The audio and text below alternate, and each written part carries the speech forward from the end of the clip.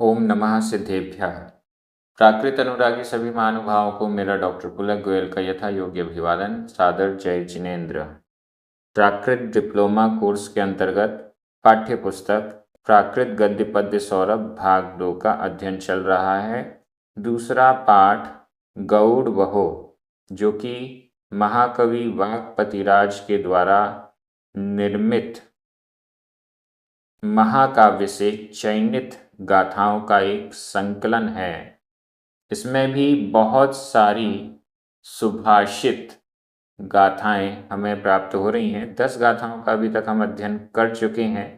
आज हम 2 गाथाओं का अध्ययन करेंगे, क्रमशः 11 और 12 नंबर। 11 नंबर गाथा मूल गौड़ वहो में 884 नंबर पर और 12 नंबर गाथा मूल गौड़ वहो में 885 नंबर पर है। ये दोनों गाथाएं बहुत अच्छी हैं, सज्जनों के बारे में बता रही हैं और गुण दोष के बारे में भी बहुत अच्छा एक अलग ही हटके चिंतन प्रदान कर रही हैं। चलिए प्रारंभ करते हैं। गाथा क्रमांक 11, उच्चारण। दूमिज्जन्ता, दूमिज्जन्ता, आधा जा पूरा जा।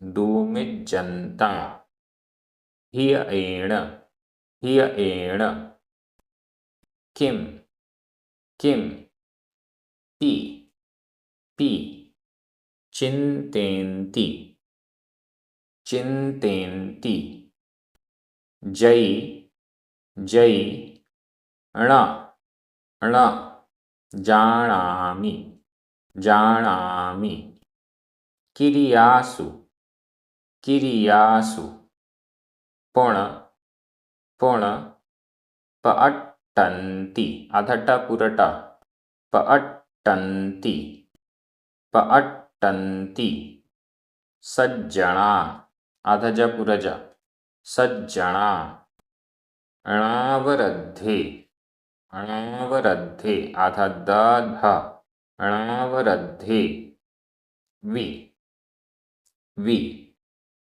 दूमिज्जन्ता हिय एण, दूमिज्जन्ता हिय एण, किमपि चिन्तेन्ति जयिण जानामि, किमपि चिन्तेन्ति जयिण जानामि, किरियासु पुणप अट्टन्ति सज्जनानावरद्धेवि, किरियासु पुणप अट्टन्ति सज्जनानावरद्धेवि। बहुत अच्छी ये गाथा है। दूमिज्जन्ता, दूमिज्जन्ता, पीड़ित किए जाता हुए, पीड़ित किए जाते हुए, पीड़ा दिए जाते हुए, कष्ट दिए जाते हुए। कौन है दूमिज्जन्ता? कौन कष्ट दिए जा रहा, किसको कष्ट दिया जा रहा है? दूमिज्जन्ता का विभक्ति हमें देखनी पड़ेगी, तब हमें ये किसका विशेषण है वो हमें समझ में आएगा। दूमिज्जन्ता यह वर्तमान कृदंत का प्रयोग है, कर्मवाच्य में, और प्रथमा विभक्ति का बहुवचन है। अब इस पूरी गाथा में प्रथमा विभक्ति का बहुवचन कहाँ है? वो हमारा कर्ता होगा। यहाँ पर लास्ट में चौथे चरण में सज्जणा, सज्जन, सज्जन, ये प्रथमा विभक्ति का बहुवचन है, इसलिए सज्जन यह कर्ता हो गया।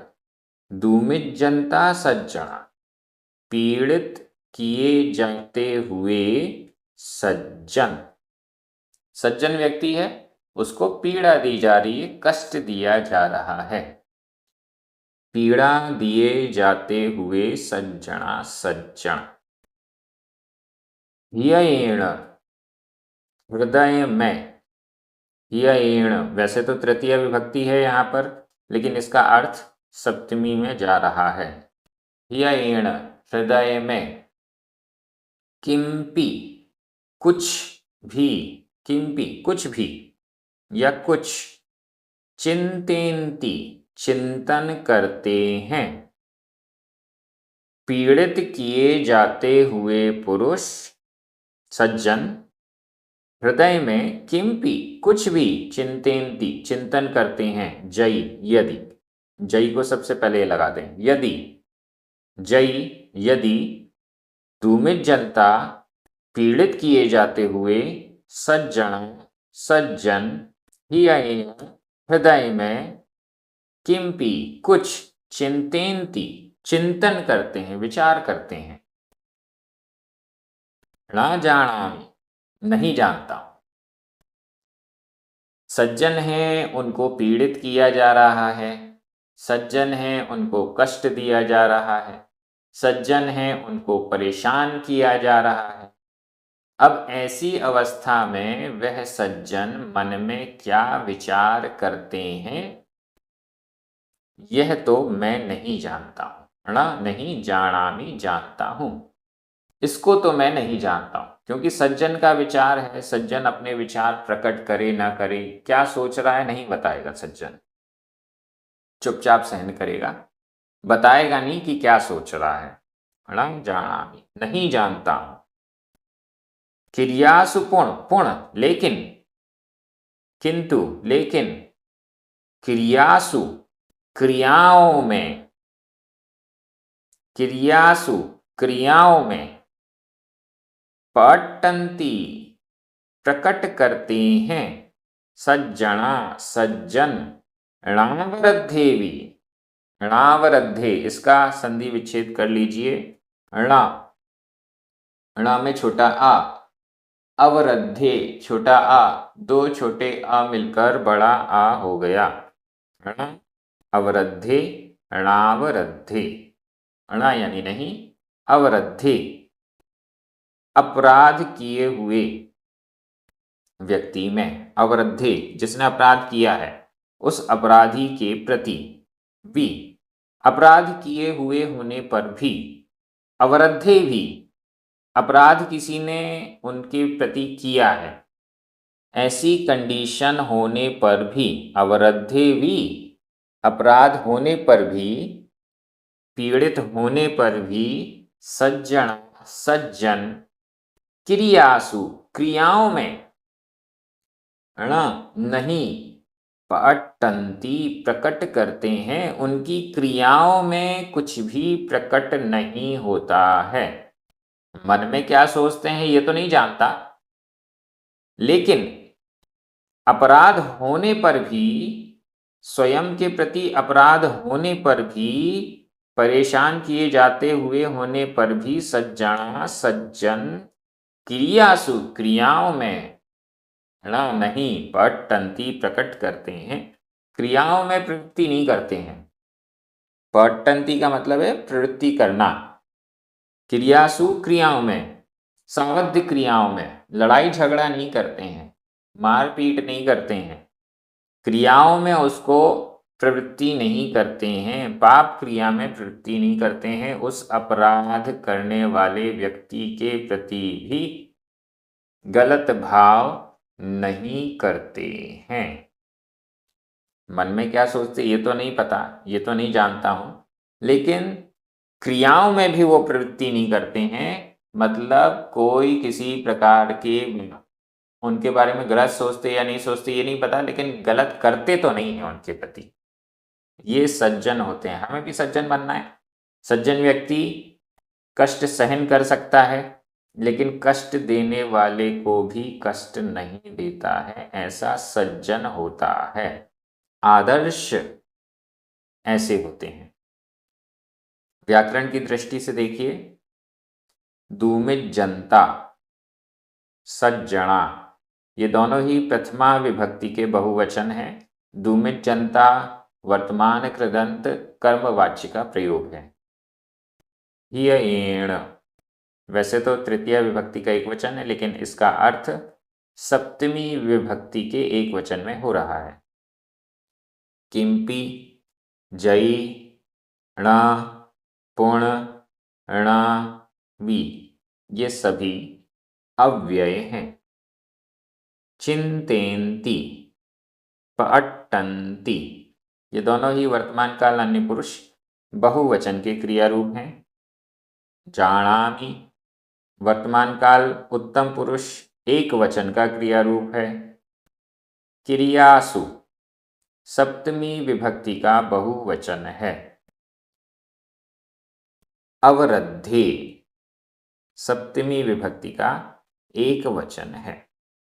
गाथा बहुत अच्छी है। मैं एक बार हिंदी अर्थ कर रहा हूं, आपकी नजर प्राकृत शब्दों पर जानी चाहिए। यदि पीड़ा दिए जाते हुए सज्जन हृदय में कुछ विचारते हैं, चिंतन करते हैं, तो मैं नहीं जानता हूं। किंतु अपराध में भी सज्जन क्रियाओं में प्रकट प्रवृत्ति नहीं करते हैं। ये बहुत अच्छी गाथा और एक प्रकार से हमें आदर्श हमारे सामने स्थापित कर रही है, जिससे हम उसको फॉलो कर सकें। हम भी प्रयास करें कि कोई हमारा बुरा करे तो भी हम उसके बारे में कुछ भी बुरा ना करें। बहुत अच्छी ये गाथा है। अगली गाथा में चलते हैं। गुण और दोषों से संबंधित एक बहुत नया प्रकरण यहाँ पर सामने लाया जा रहा है। गाथा क्रमांक 12। उच्चारण। महिमम महिमम दोषाण दोषाण गुण गुण दोषा दोषा वि हु देन्ति देन्ति गुण णिहा अस् गुण णिहा अस् दोषाण दोषाण जे गुणा गुणा ते ते गुणाण गुणाण जय जय ता णमो णमो ताण ताण महिमं दोषाण गुणा महिमं दोषाण गुणा दोषा विहुदेन्ति गुणनिहा अस्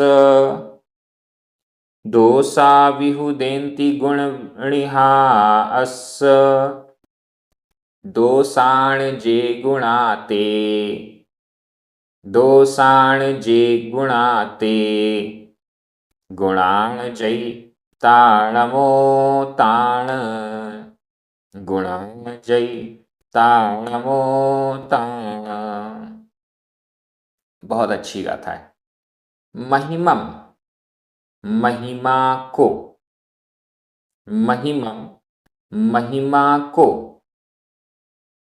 महिमा को क्रिया ढूंढिए। महिमा को क्या क्या महिमा को आगे बढ़ते जाएं। दोषाण गुणा दोषा विहु देन्ति देन्ति देते हैं महिमा को देते हैं महिमा प्रदान करते हैं।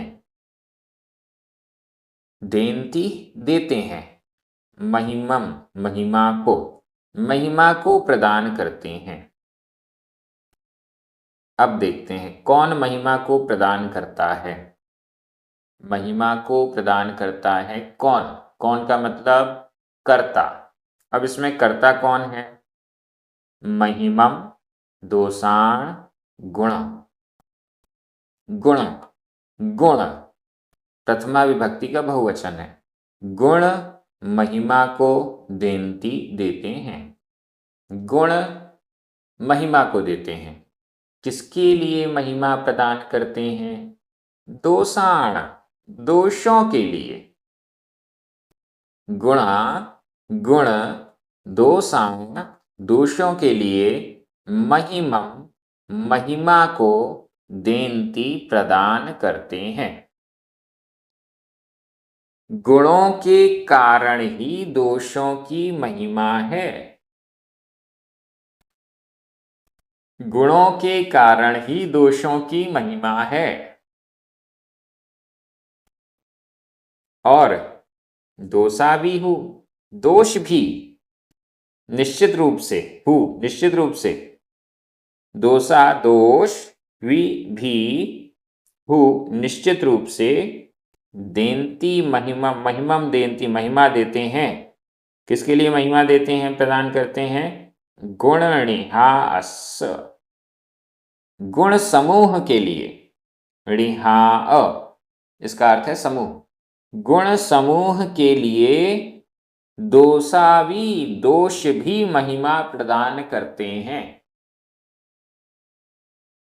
पूरा वाइट कपड़ा है, उसमें अगर ब्लैक डॉट डॉट डॉट वाला है तो वो ब्लैक डॉट भी उस वाइट कपड़े को महिमा प्रदान करते हैं। और ब्लैक कपड़ा है, पूरा ब्लैक है, उसमें वाइट डॉट डॉट डॉट हैं, तो वह वाइट डॉट भी उस ब्लैक कपड़े को महिमा प्रदान करता है। गुण दोषों के लिए महिमा प्रदान करते हैं और दोष भी निश्चित रूप से गुणों के समूह के लिए महिमा को प्रदान करता है। अगर दोष नहीं होंगे तो गुणों को पूछेगा कौन? गुण नहीं होंगे तो दोषों को सफलता कैसे मिलेगी? दोष सफल हो रहे हैं इस संसार में, उनके पीछे कोई ना कोई गुण है।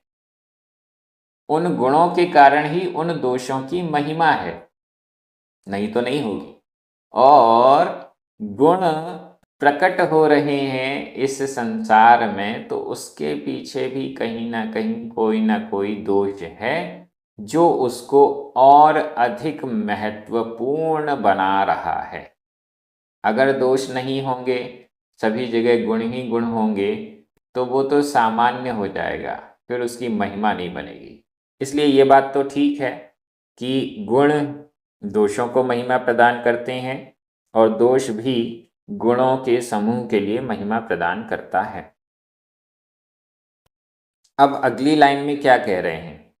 दोषाण, दोषों के, दोषाण दोषों के, जे जो गुणा गुण हैं, दोषों को महिमा देने वाले जो गुण हैं, ते वे गुण गुणाण जयी, जयी यदि, यदि जयी यदि ते वे गुण गुणाण गुणों के लिए हो जाएं।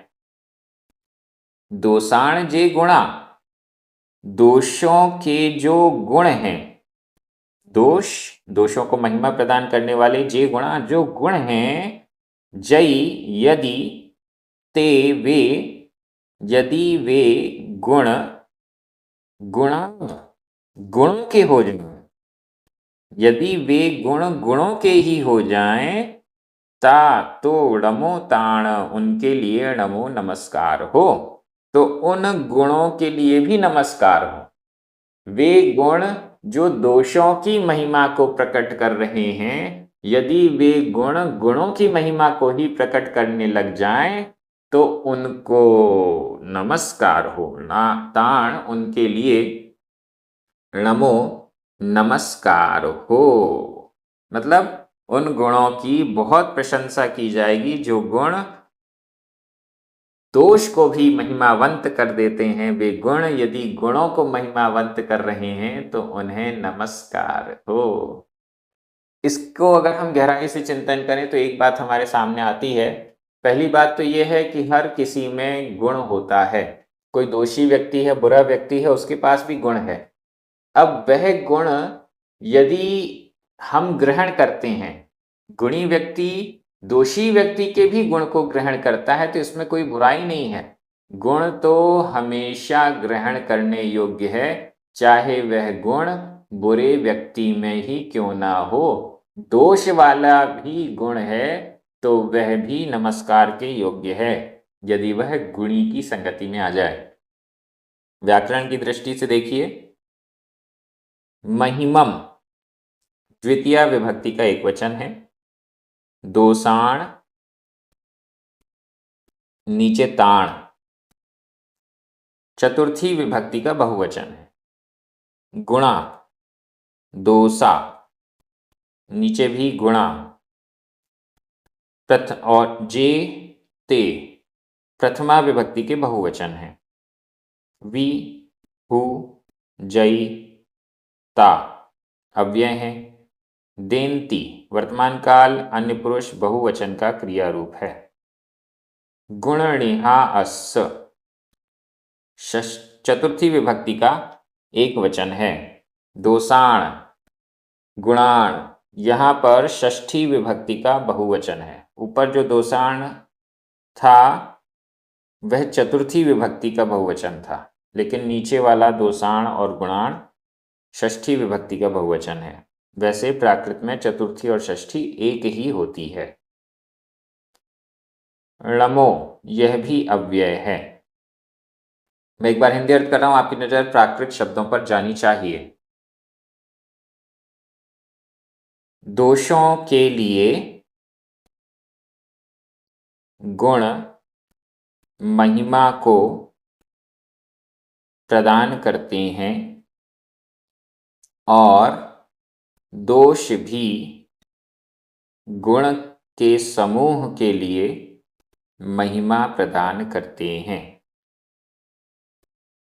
दोषों के जो गुण हैं, यदि वे गुणों के हो जाएं तो उनको, उनके लिए नमस्कार हो। बहुत अच्छे से हम सभी प्राकृत डिप्लोमा कोर्स का अध्ययन कर रहे हैं।